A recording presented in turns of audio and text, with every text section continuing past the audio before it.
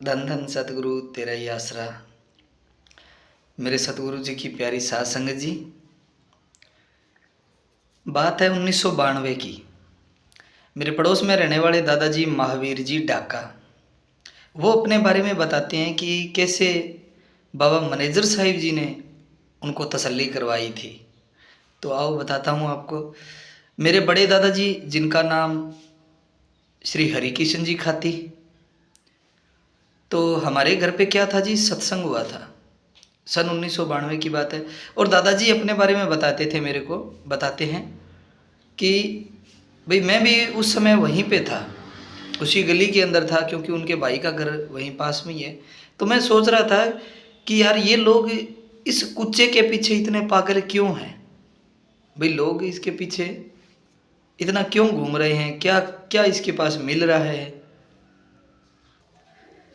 तो इन लोगों को मिलता क्या है इसके पीछे, पता नहीं ये क्या गोली देता है लोगों को। ठीक है भाई। तो दादाजी बताते हैं कि मैंने उस दिन शराब पी रखी थी। ठीक है भाई, मैं भी चलो अपनी मस्ती खोरी के लिए चला जाता हूँ उधर। तो दादाजी वहाँ पे जाते हैं, तो वहाँ पे सत्संग सुना महावीर जी ढाका ने। तो सत्संग सुना, उनके मन को थोड़ी तसल्ली हुई। उसके बाद क्या होता है कि नामदान वालों को बिठाते हैं। अब नामदान वालों को बिठाते हैं, तो बिठाने के बाद क्या हुआ जी,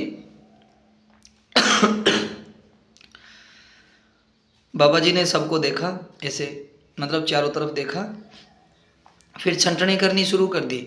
अब छंटनी में क्या हुआ, जिन जिन को निकाला, महावीर दादाजी भी खड़े होके चल पड़े।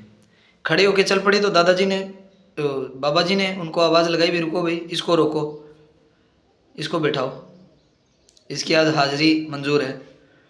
तो वहाँ पे फिर दादाजी को बिठाया। नामदान देने से पहले बाबा जी ने क्या किया, जैसे अपने वकील साहब जी को आप सब नहीं पता है कि संत हम सब की तस्वीर है ना, वो उस परमात्मा के घर में पहुंचाते हैं। बाबा जी चादर ओढ़ के बैठ के, उसके बाद क्या होता है, दादाजी ने बताया कि 45 मिनट के बाद उनके सांस आता है अंदर, यानी उनकी रूह 45 मिनट के बाद आता है धूमधाम से। ठीक है। और उसके बाद क्या हुआ कि बाबा जी ने नामदान दिया, सबको असूल बता दिए कि भाई ये असूल है और ऐसा करके ये बात है। ठीक है।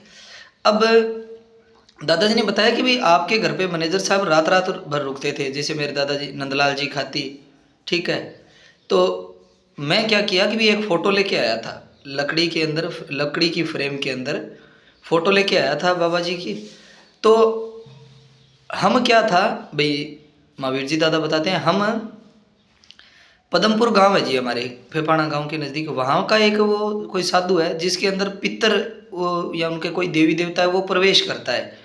तो वो हमारे घर पे आता जाता था। ठीक है। तो फिर क्या हुआ, ये बात है फिर 1995 में, 1995 में बाबा जी ने उन्होंने क्या किया कि वो उनका जो साधु था उनके घर पे आया। अब घर वाले सारे, कोई अपनी पूछे, दूसरा कोई अपनी पूछे, तीसरा कोई अपनी पूछे। ठीक है। तो फिर मैंने क्या किया, फिर मैं अपनी बात उनके आगे शेयर की, वही उस साधु के आगे। और वो साधु क्या, उस समय उसके अंदर देवी देवता का प्रवेश हो चुका था।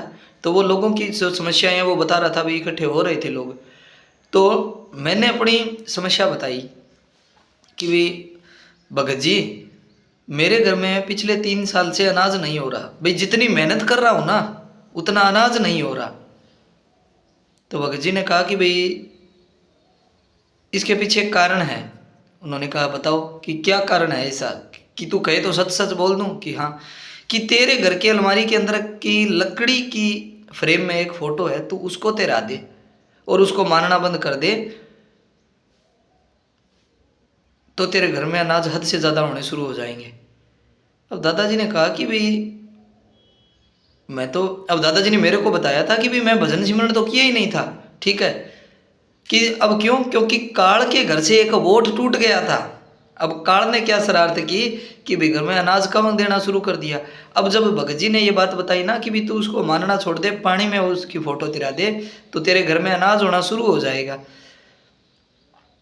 तो फिर मैंने सोचा कि भाई ऐसी बात है कि हाँ, कि तो आप आते नहीं आजकल, कि भाई मैं आता था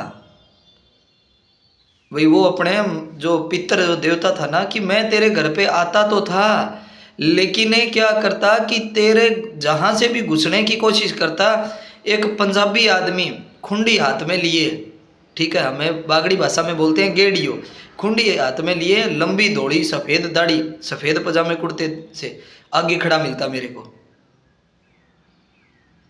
हर बार मेरा रास्ता रोक लेता। अब मेरी हिम्मत नहीं पड़ती, मैं अंदर चाह के भी प्रवेश नहीं कर पाता था। अब ये बात उन्होंने बताई तो क्या हुआ कि भाई बेटा कि तेरा चाचा है ना मुकेश, वो तो फ़ोटो निकाल के तिराने लगा था। मैंने रोक लिया कि रुक भाई, जो इतनी संभाल कर सकता है वो क्या खाने को दाने भी नहीं देगा। उसके बाद क्या हुआ कि मैं राजी खुशी कोड कोड में सिमरण करना शुरू कर दिया। उसके बाद आज मेरी बखारी आज तक खाली नहीं हुई, यानी इतना उनके घर में अनाज भी पैदा होने लगा। ठीक है, तो बाबा जी ने ऐसे सहायता की है, हर प्रेमी की ऐसे संभाल की है। तो जी ये उन्होंने मेरे को बताया, और उन्होंने भी एक संगत के नाम संदेश दिया है। और एक और है, जब भजन सिमरण करना शुरू किया तब उसको कहा कि क्यों बेईमान है, हुण होइए तेनू तसल्ली।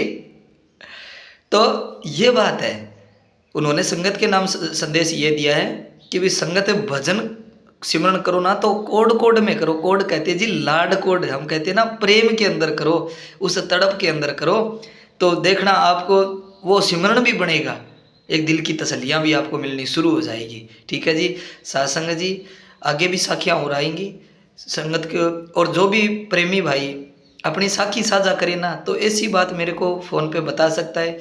माता बहनों का प्रेम आशीर्वाद उनका मिलता रहे, और जो भी बड़े भाई साहब पिता तुल्य भाई बंधु है सबका आशीर्वाद प्रेम मेरे को मिलता रहे। ठीक है, धन धन सतगुरु तेरा ही आसरा, हाजिर नाजिर जिंदा राम तेरा ही आसरा।